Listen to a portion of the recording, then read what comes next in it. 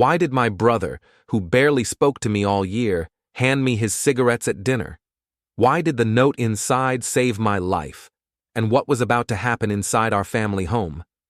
And what did I find that left my parents broken and my brother finally free? The October evening air carried the scent of burning leaves as I pulled into the driveway of my childhood home. The white colonial looked exactly as it had for the past 20 years.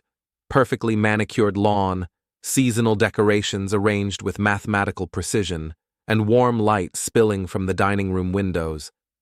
Everything appeared normal, but something felt wrong the moment I stepped out of my Honda Civic. My mother, Kerrin, opened the front door before I could knock.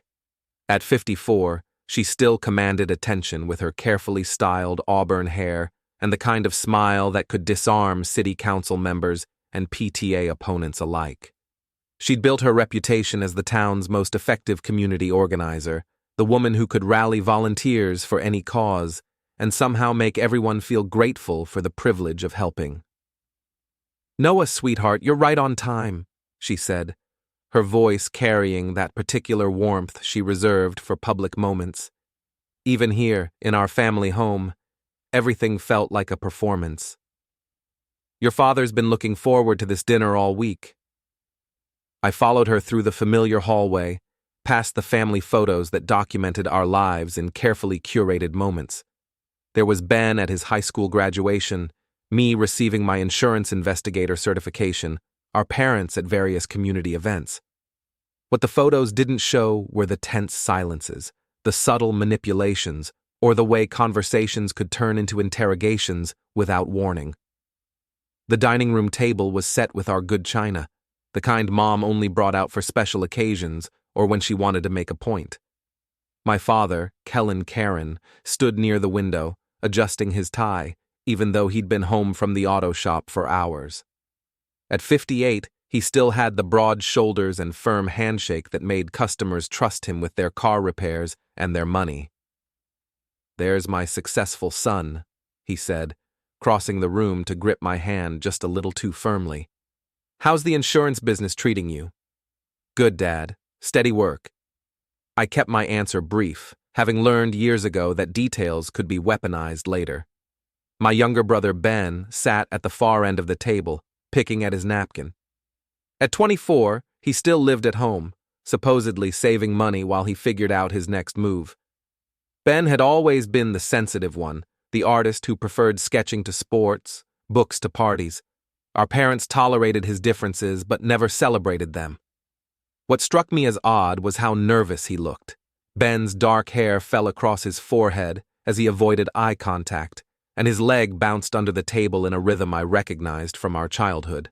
The same nervous tic he'd developed whenever Dad raised his voice or Mom's smile turned sharp. "Ben's been helping me with some paperwork at the shop," Dad said, settling into his chair. "Learning the business side of things. Isn't that right, son?" Ben nodded quickly. "Yes, sir. Just filing mostly." Mom emerged from the kitchen carrying a platter of pot roast that smelled incredible despite the tension thickening the air. She'd always been an excellent cook, another skill she wielded like a tool for maintaining her image as the perfect wife and mother. "I hope you're hungry, Noah," she said, setting the platter down with a flourish. "I made all your favorites." As we began eating, the conversation followed its predictable patterns. Mom updated me on neighborhood gossip and her latest community projects. Dad talked about the auto shop's steady business and his plans for expansion. They asked about my job with the careful interest of people checking boxes rather than seeking genuine connection. "You know, Mrs. Farrow's son just bought his first house," Mom said, cutting her roast into precise pieces. "He's only 25. Apparently, he got a promotion at the bank." The comparison hung in the air like smoke. At 27, I was still renting a small apartment across town, content with my modest salary and simple life. But contentment had never been enough for Kerrin. "That's nice for him," I replied, refusing to take the bait. "I just think it's important to have goals," she continued. "Ambition. Your father and I have worked so hard to build something meaningful in this community. Sometimes I wonder if our boys appreciate the opportunities they've been given." Ben's fork clinked against his plate. When I looked at him, he was staring at me with an intensity that made my stomach clench. His eyes darted toward the window, then back to me, then to our parents. Something was wrong. "Of course we appreciate it," I said carefully. "You've both done well for yourselves." Dad leaned back in his chair, studying me with the same expression he used when diagnosing a car problem. "You know, Noah, your mother and I have been talking. We think it might be time for some changes in our family dynamic." The words sent a chill down my spine. In our house, changes usually meant someone was about to be punished or controlled in a new way. "What kind of changes?" I asked. Mom and Dad exchanged a look that lasted just a moment too long. "Well, we've been reviewing our finances, planning for retirement, making sure everything is properly organized." Ben's leg was bouncing faster now. He kept glancing at the clock on the wall, then at the window, as if he was waiting for something or calculating time. "That sounds smart," I said, though every instinct I'd developed as an insurance investigator was screaming that something was off. After dinner, as Mom cleared the dishes and Dad retreated to his study, Ben approached me near the front door. He pulled a pack of Marlboro Lights from his jacket pocket, which surprised me because Ben had never smoked. "Want to step outside for a minute?" he asked, his voice carefully casual, but his eyes urgent. I didn't smoke either, but something in his tone made me nod. "Sure." He pressed the cigarette pack into my hand with more force than necessary. "Take this. Go ahead and check it out while you walk to your car." The pack felt heavier than it should have, and when I looked down, I noticed the cellophane wrapper had been carefully resealed. "Ben, what?" "Just take it," he said, louder than necessary. Then, quieter. "Trust me." I slipped the pack into my jacket pocket and said my goodbyes to our parents. Mom hugged me with the same practiced warmth she'd shown all evening, and Dad clapped my shoulder while reminding me to think about what we discussed. Outside, the autumn air felt sharp against my skin. I walked slowly toward my car, parked at the curb under a streetlight. My hands shook slightly as I opened the cigarette pack, expecting to find tobacco and filters. Instead, I found a folded piece of paper tucked between the cigarettes. Ben's handwriting, usually neat and careful, was rushed and urgent. "Run through the backyard. Now! Don't go to your car. They're watching." My heart hammered against my ribs. I looked back at the house, where warm light still glowed in the windows. Everything looked normal, peaceful even, but Ben's note felt like a fire alarm in my hands. I trusted my brother. Despite years of distance and careful family dynamics, Ben had never lied to me. If he said to run, there had to be a reason. I slipped the note back into the pack and walked casually toward my car, as if nothing had changed. But instead of getting in, I dropped my keys deliberately, letting them clatter onto the sidewalk. As I bent to pick them up, I glanced around the street. A dark sedan sat 3 houses down, engine running, exhaust visible in the cool air. I couldn't see the driver clearly, but the car hadn't been there when I arrived. My insurance training had taught me to notice details, to spot things that didn't belong in normal patterns. I stood up slowly, keys in hand, and walked to the passenger side of my Honda as if I'd forgotten something. From this angle, I could see the sedan more clearly. 2 figures in the front seats, both facing my parents' house. Ben's note crinkled in my pocket. "Run through the backyard." I moved quickly but quietly, slipping between my car and the neighbor's hedge. The Kerrin family property extended deep into the block, with a large backyard that connected to a network of alleys and side streets. Ben and I had used these routes as kids, racing bikes and playing elaborate games of hide and seek. Now I was grateful for that childhood knowledge as I crept along the side of the house, staying in the shadows cast by the large oak trees Dad had planted years ago. The backyard was dark except for the light spilling from the kitchen window.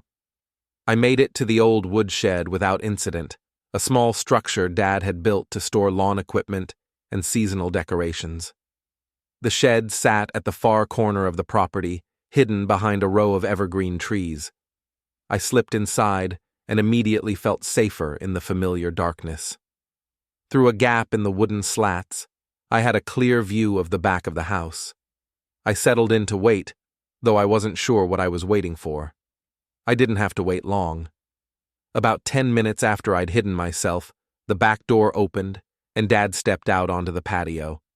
He was talking to someone, his voice carrying across the yard, though I couldn't make out the words. Mom joined him, and together they walked toward my car. From my hiding spot, I watched my parents circle my Honda like predators. Dad tried the door handles while Mom peered through the windows. They were looking for me. My phone buzzed, Mom's number appeared on the screen, and I let it ring through to voicemail. Immediately, she called again. This time I watched her through the shed slats as she held the phone to her ear, her free hand gesturing in frustration. When the call went to voicemail again, I saw her say something sharp to Dad. He pulled out his own phone and made a call. Within minutes, the dark sedan from the street pulled into our driveway. 2 men got out, one tall and thin, the other shorter and stockier. I didn't recognize either of them, but they moved with the purposeful efficiency of people accustomed to finding things that didn't want to be found. Dad spoke with them briefly, pointing toward the street and then toward the house. The shorter man nodded and headed toward the front door, while the taller one began walking the perimeter of the property with a flashlight. I pressed myself deeper into the shadows of the woodshed, grateful for the evergreen trees that blocked most of the view from the house. The beam of the flashlight swept past my hiding spot twice, but the man didn't seem to notice the shed. My phone buzzed again. This time it was a text from Mom. "Noah, honey, where did you go? We wanted to show you something important. Please come back inside." The message made my skin crawl. The tone was wrong, too sweet, too urgent. Mom's usual communications were efficient and slightly formal. This felt like bait. I turned my phone to silent and checked the cigarette pack again. There was a second note, smaller and harder to see in the darkness. I used my phone's flashlight, shielding it with my body. "Meet me at the old bridge. Midnight. Come alone. Destroy this note." The old bridge was a railroad crossing about 2 miles from the house, a place Ben and I had discovered during one of our childhood adventures. We'd sometimes meet there when we wanted to talk without parental supervision, though we hadn't used it in years. I checked the time. 10:47 p.m. I had over an hour to wait, and I couldn't stay in the woodshed forever. The man with the flashlight was making another pass around the yard, this time moving more slowly and systematically. Through the gap in the slats, I watched my parents and their mysterious helpers continue their search. They checked the garage, the basement entrance, and even the old treehouse Dad had built when Ben and I were kids. Their movements were coordinated, practiced, like they'd done this before. After about 30 minutes, the searchers gave up and left. I watched the sedan disappear down the street, but my parents remained on the back patio, talking in low voices. Mom kept checking her phone, probably hoping I'd respond to her messages. I waited another 20 minutes before carefully leaving the woodshed. Moving from shadow to shadow, I made my way to the back fence and climbed over into the Pharaoh's yard. From there, I could access the alley system that would take me away from the house without being seen from the street. The walk to the old bridge gave me time to think, though my thoughts kept circling around the same impossible questions. Why were my parents looking for me with such intensity? Who were the men in the sedan? And what did Ben know that had made him risk warning me? The railroad bridge was exactly as I remembered it, a simple concrete structure carrying the tracks over a small creek. Ben was already there, sitting on the embankment with his back against a tree. He looked up as I approached, relief evident on his face. "Thank God you got the message," he said. "I wasn't sure you'd trust me enough to run." "What the hell is going on, Ben?" I sat down beside him, keeping my voice low even though we were alone. Who were those men? Ben was quiet for a long moment, staring at the water flowing under the bridge. When he finally spoke, his voice was barely above a whisper. I've been listening to their conversations for months, recording some of them. He pulled a small digital recorder from his pocket. Noah, they've been planning something for you. Something bad. Planning what? I'm not sure exactly, but it involves money and legal papers and making you disappear somehow. Ben's hands were shaking as he held the recorder. They have a locked cabinet in the basement with files about you. About all of us, actually. But mostly, you. The pieces were starting to form a picture, though it was still blurry around the edges. Show me, I said. Ben led me back toward the house using a route that avoided all the main streets. We moved carefully through backyards and alleys, taking advantage of our childhood knowledge of the neighborhood's hidden pathways. The October night was cold enough that most people had their windows closed and curtains drawn, giving us additional cover. They usually go to bed around 11:30, Ben whispered as we crouched behind the Pharaoh's garden shed. But tonight might be different since they're looking for you. We watched the house for 20 minutes before the lights finally went out. Ben had a key to the back door, and he'd disabled the security system earlier by claiming he needed to run to the store for Mom. I've been planning this for weeks, he admitted as we slipped inside, waiting for the right moment to show you what I found. The house felt different in the darkness, larger somehow, full of shadows and familiar shapes that looked threatening in the dim light. We moved through the kitchen and into the hallway, avoiding the creaky floorboard near the stairs that had given us away countless times as children. The basement door was at the end of the hall, next to Dad's study. Ben opened it carefully, wincing at the slight squeak of the hinges. We descended into the finished basement that Dad had converted into his home office and workshop years ago. It's over here, Ben whispered, leading me to a corner where a large metal filing cabinet stood against the wall. I found the key hidden in his toolbox. The cabinet had 4 drawers, each labeled with neat printed tags: business, taxes, insurance, and family. Ben opened the family drawer and pulled out a thick manila folder labeled Noah Options in Dad's careful handwriting. Inside the folder were documents I'd never seen before, copies of my birth certificate, social security card, and bank statements going back 3 years. But there were also papers I didn't understand. Legal forms with my signature that I'd never signed, loan applications in my name for amounts that made my stomach drop, and a deed transfer for property I'd never owned. Jesus, I breathed, photographing each document with my phone. They've been using my identity. It gets worse, Ben said, pulling out another folder labeled Ben Contingencies.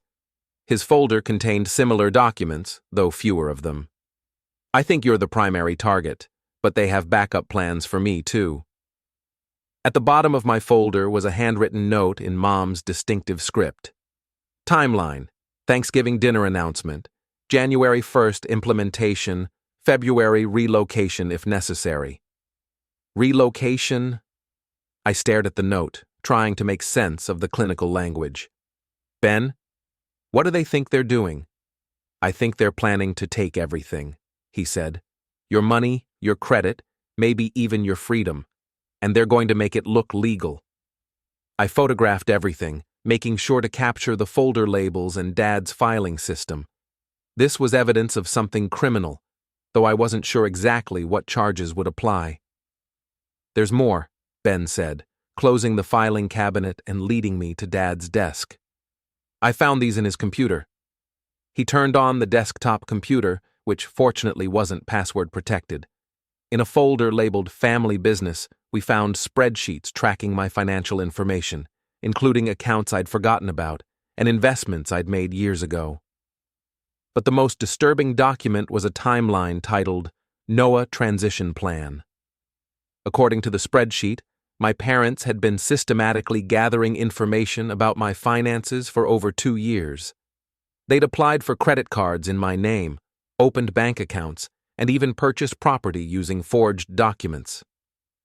The total amount is over $200,000, Ben said, pointing to a cell at the bottom of the spreadsheet. Between the loans, credit cards, and property purchases, they've put you in debt for money you never received. I felt sick. But why? They have their own money. Dad's business is successful. Look at this. Ben opened another file. The business is failing. Has been for months. Dad took out loans against the shop, but it's not enough. Mom's community projects have been funded with borrowed money too. The picture was becoming clearer and more horrifying. My parents weren't just stealing from me, they were drowning financially and planning to use my identity as a life raft.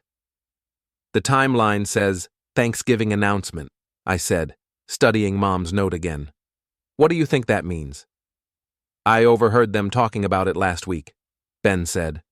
They're planning to announce at Thanksgiving dinner that you've decided to move away and transfer your assets to help the family business. They'll make it sound like your idea, like you're being generous. And if I refuse? Ben's face was grim. The February relocation part suggests they have a backup plan. I think those men tonight were part of it. We spent another hour going through the files, documenting everything we could find. The scope of the fraud was staggering. My parents had essentially stolen my identity and were planning to destroy my financial life to save their own. As we prepared to leave, Ben grabbed my arm. Noah, there's something else. I think they know I've been investigating. What do you mean? Little things.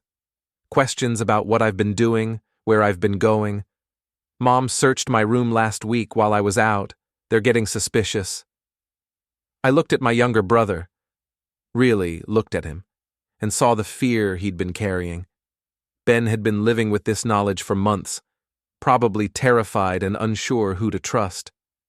We're going to stop them, I said, but we need help. Professional help. Ben nodded. I was hoping you'd say that. I wasn't sure you'd believe me. As we left the basement, I realized that tonight had changed everything. My parents weren't just controlling or manipulative. They were criminals. And tomorrow, I was going to start building a case against them.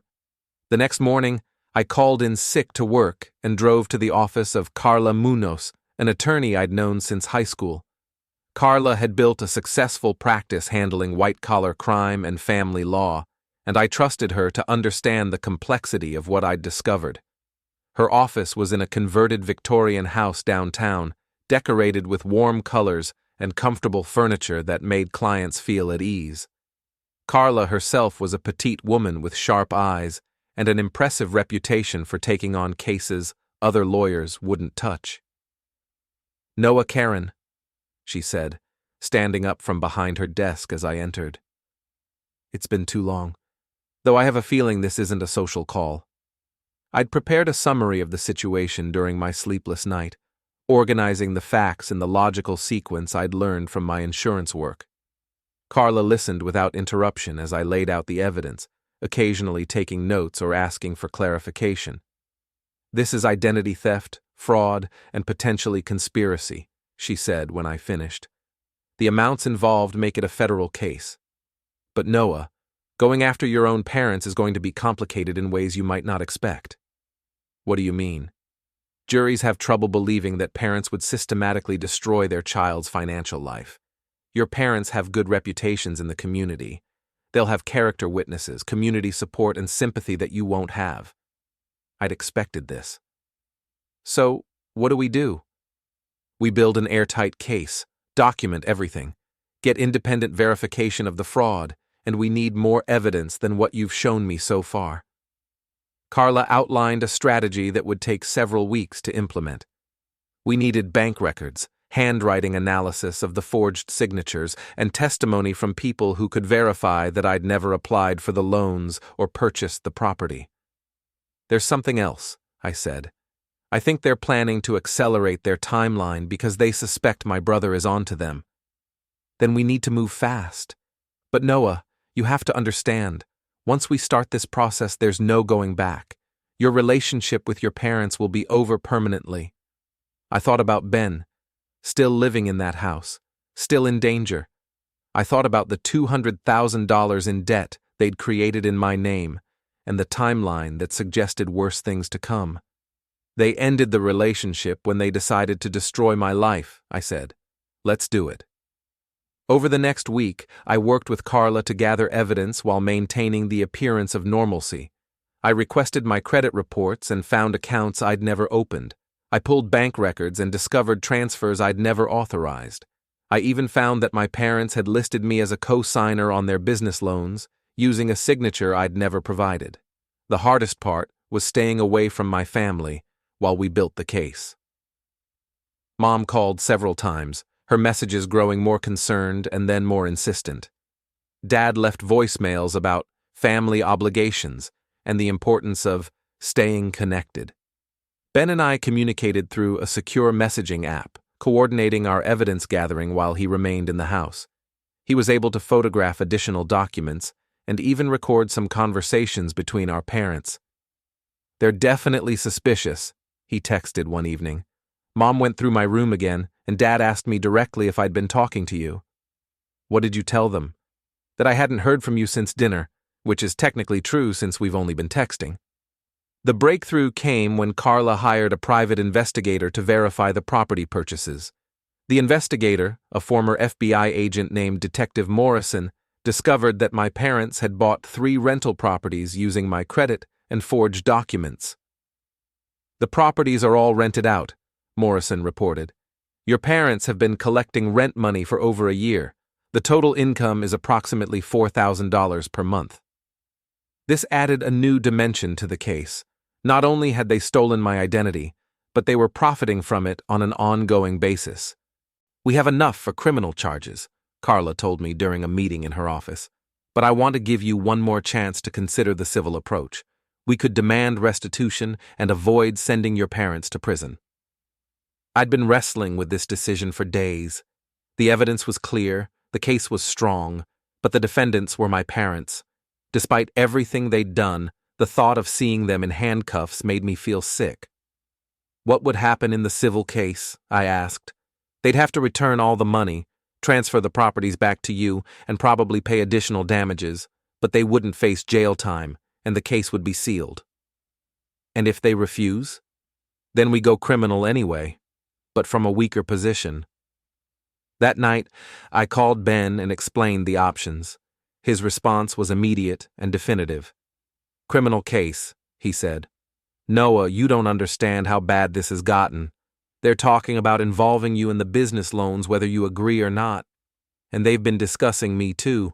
Something about family responsibilities and shared obligations." "What does that mean?" "I think it means they're planning to do to me what they've already done to you. The only way to stop them is to stop them completely." Ben was right. My parents weren't going to stop with me. They were going to keep expanding their fraud until they'd destroyed both their sons' lives. The only way to protect Ben and prevent them from victimizing others was to pursue criminal charges. "Okay," I told Carla the next morning. "We go criminal. But I want to confront them first. I want them to know that I know what they've done." Carla shook her head. "That's a terrible idea. It gives them a chance to destroy evidence or flee." "They won't flee. They're too invested in their community reputation. And Ben can make sure they don't destroy evidence." "Noah, confronting them serves no legal purpose and could compromise our case." "It's not about the legal case," I said. "It's about giving them a chance to explain themselves. Maybe there's something I don't understand." Carla looked at me with the expression of someone who'd seen too many families destroy themselves. "There's nothing to understand, Noah. They're criminals who happen to be your parents. But if you're determined to do this, we'll take precautions." We planned the confrontation for the following Saturday. Carla would be waiting outside in her car with Detective Morrison and a police officer. Ben would wear a recording device and position himself near the front door in case we needed help quickly. I arrived at my parents' house at 2 in the afternoon, when they'd be relaxed and unprepared. The familiar sight of the white colonial made my chest tight with conflicting emotions, anger, sadness, and a strange nostalgia for the family that had never really existed. Mom opened the door with genuine surprise and pleasure. "Noah, what a wonderful surprise. We've been so worried about you." "Hi, Mom. Is Dad home? I need to talk to both of you about something important." "Of course, sweetheart. Come in, come in. Your father's in his study, but I'll get him." The house smelled like cinnamon and coffee, the same comforting scents from my childhood. For a moment, I almost lost my resolve. These were my parents, the people who'd raised me, fed me, sent me to college. How could they also be the people who'd systematically stolen my identity? Dad emerged from his study with his reading glasses still on, looking every inch the successful small business owner. "Noah, good to see you, son. Your mother and I have been concerned." "I know," I said. "That's actually what I want to talk about. Your concern for my welfare." We sat in the living room, the same furniture arrangement where we'd opened Christmas presents and celebrated birthdays. Ben appeared from the kitchen, taking a seat near the doorway as we'd planned. "Mom, Dad, I need to ask you about some financial documents I've discovered." The change in their expressions was subtle but immediate. Mom's smile became more fixed, and Dad leaned forward slightly in his chair. "What kind of documents?" Dad asked. I pulled out copies of the loan applications and property deeds, laying them on the coffee table between us. "These documents have my signature, but I never signed them. They're for loans I never applied for and property I never purchased." Mom reached for the papers, her face a picture of concern. "Oh my goodness, Noah. This looks like identity theft. Have you contacted the police?" Her performance was flawless, the worried mother discovering that her son was a victim of crime. If I hadn't seen the original documents in Dad's filing cabinet, I might have believed her. "Actually, Mom, I know exactly who stole my identity." I looked directly at her, then at Dad. "It was you." The silence that followed was deafening. Ben shifted in his chair, and I could hear the clock ticking on the mantelpiece. Dad was the first to speak. "Noah, that's a very serious accusation. I hope you have some evidence to support it." "I do, including the files in your basement cabinet labeled Noah, Options, and the spreadsheet on your computer titled Noah Transition Plan." Mom's composure cracked first. Her hand went to her throat, and she looked at Dad with something approaching panic. "I don't know what you think you found," Dad said, but his voice lacked conviction. "But there's obviously been some kind of misunderstanding." "The misunderstanding," I said, "was thinking that you were my parents instead of criminals who happened to raise me." "Noah!" Mom's voice was sharp. "How dare you speak to us that way? After everything we've done for you, everything we've sacrificed." "Sacrificed?" I stood up, my carefully planned composure finally breaking. "You've stolen over $200,000 in my name. You've destroyed my credit, put me in debt for money I never received, and bought property using forged signatures." Dad stood up too, his face flushing red. "You ungrateful little ingrate. Do you have any idea what it costs to raise children, to put you through college, to support this family? So you decided to steal from me to pay for it? We decided to treat this family like a family." Mom was on her feet now, her community organizer persona completely gone. "Everything we have, everything we've built, should benefit all of us. Your father and I have worked our entire lives to create something meaningful, and you want to just walk away and leave us with nothing. You're not left with nothing. You're left with what's actually yours." "What's ours?" Dad laughed bitterly. "Son, you wouldn't have anything without us. Your education, your job, your opportunities. We provided all of that.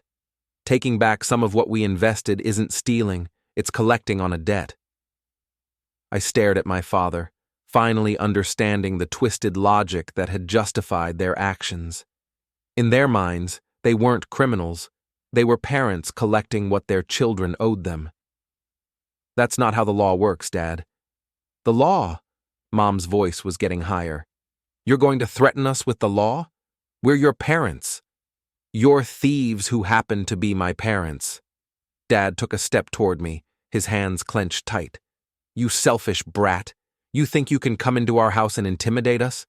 You think you can tear apart everything we've built just because you're too self-centered to help your own family? Ben stood up from his chair near the door. Dad, stop. Stay out of this, Ben, Dad snapped.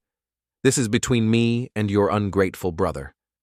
No, it's not, Ben said quietly, because you've been planning to do the same thing to me. The admission hung in the air like a bomb. Mom and Dad both turned to stare at Ben, and I saw the moment they realized how much he knew. Benjamin, Mom said carefully, what are you talking about? I'm talking about the folder labeled Ben, Contingencies. I'm talking about the conversations I've been recording for 3 months. I'm talking about the fact that you've already started opening accounts in my name. Dad's face went white. You've been recording us? Every conversation about Noah, every discussion about the business loans, every plan you've made to steal from your own children. Mom sank back into her chair, her hand over her mouth. For the first time since I'd known her, Kerrin looked defeated. We're not stealing, she said weakly. We're family. Families help each other. Families don't forge signatures, I said. Families don't steal identities, and families don't plan to frame their children for debts they never incurred. Dad was staring at Ben with a mixture of rage and betrayal. How long have you been planning this? How long have you been working against us? Since I realized you were planning to destroy Noah's life, Ben replied. And since I figured out you were planning to destroy mine too. The confrontation continued for another 20 minutes, with accusations flying in both directions. My parents alternated between denial, justification, and attempts to guilt us into dropping the matter. They painted themselves as victims of ungrateful children, as parents who'd sacrificed everything only to be betrayed. But underneath their arguments, I heard something else: fear. They were beginning to understand that their crimes had been discovered and documented, and that their community reputation was about to be destroyed. Finally, I stood up to leave. Mom, Dad, I want you to know that I've filed criminal charges. The police will probably be here within the week to arrest you both. Mom started crying, deep, wrenching sobs that shook her entire body. Dad just stared at me with an expression of pure hatred. You're destroying this family, he said. No, Dad, you destroyed this family when you decided to steal from your children. I'm just making sure you can't destroy anyone else. As Ben and I left the house together, I felt a strange mixture of relief and sadness. The confrontation was over, but the hardest part was still ahead. The arrests happened on a Tuesday morning. Detective Morrison called to tell me that both my parents had been taken into custody without incident, charged with identity theft, fraud, and conspiracy. The local newspaper ran a front-page story about the shocking fall of 2 prominent community members, and the story was picked up by regional media. The community reaction was exactly what Carla had predicted: disbelief, denial, and eventually anger directed as much at Ben and me as at our parents. People who had worked with Mom on charity drives couldn't believe she was capable of such systematic deception. Customers who had trusted Dad with their cars and their money struggled to accept that he'd been stealing from his own children. It's easier to blame the children than to admit they were fooled by the parents, Carla explained. People don't want to believe they could be so wrong about someone they trusted. The legal process moved quickly once it began. Faced with overwhelming evidence, the documents, the recorded conversations, the financial records, my parents' attorney advised them to accept a plea bargain rather than risk a trial. Mom pled guilty to identity theft and fraud, receiving 3 years in prison with the possibility of parole in 18 months. Dad, as the primary architect of the scheme, received 5 years with parole possible in 3. They were also ordered to pay full restitution, which meant selling their house, the auto shop, and the rental properties they'd purchased in my name. The financial recovery was more complicated than the criminal case. Untangling the web of fraudulent accounts, forged documents, and illegal transfers took months of work by forensic accountants. In the end, I recovered most of my money and assets, though my credit report would carry the scars of their fraud for years. Ben moved out of the family home the day our parents were arrested, staying with me until he could find his own apartment. The experience had changed him. He was more confident, more willing to speak up for himself, but also more cautious about trusting people. "I keep wondering if I should have acted sooner," he told me one evening as we sorted through boxes of our childhood belongings. "Maybe if I'd told you what I suspected earlier, we could have stopped them before they did so much damage." "You saved my life," I replied. "That note in the cigarette pack, if you hadn't warned me, I would have walked into whatever trap they were setting. You did exactly what you needed to do." The most difficult part of the aftermath was dealing with the loss of our family. Despite everything they'd done, Mom and Dad were still our parents. There were moments when I missed the illusion of having a normal family, even though I knew the reality had been built on lies and manipulation. 6 months after the arrests, I received a letter from Mom in prison. She wrote about her remorse, her love for Ben and me, and her hope that someday we might forgive her.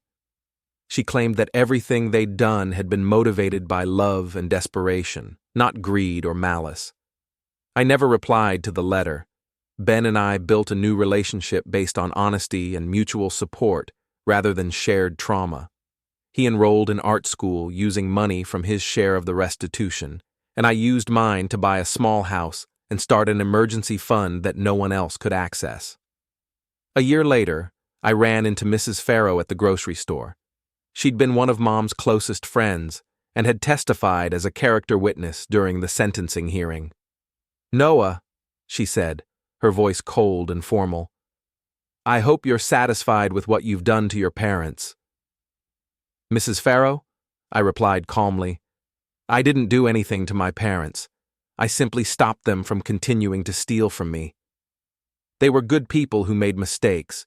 You destroyed their lives over money. They destroyed their own lives when they decided to commit crimes. I just made sure they couldn't destroy mine too." She walked away, shaking her head, still convinced that I was the villain in this story. I'd learned to accept that some people would never understand the truth, no matter how clear the evidence.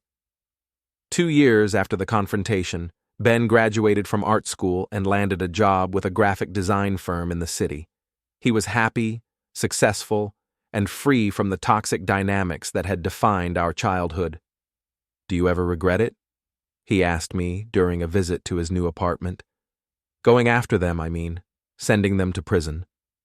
I thought about the question seriously before answering. I regret that it was necessary. I regret that they chose to be criminals instead of parents. But I don't regret stopping them. "Good," Ben said, "because I've been thinking about writing a book about the whole experience, about how families can be toxic and how children have to protect themselves sometimes." "That sounds like a good book," I said. "Just change the names to protect the guilty." On the 3rd anniversary of that October dinner, I drove past our old house. The new owners had painted it blue and planted different flowers in the front yard. It looked happy and normal, the way it had always appeared from the outside. I thought about the cigarette pack that had saved my life, about Ben's courage in warning me, and about the choice I'd made to fight back instead of becoming a victim. The experience had taught me that family loyalty has limits, and that sometimes the people who claim to love you are the ones most willing to destroy you. My parents were released from prison eventually, though we never reconciled. They moved to another state and, as far as I know, stayed out of trouble.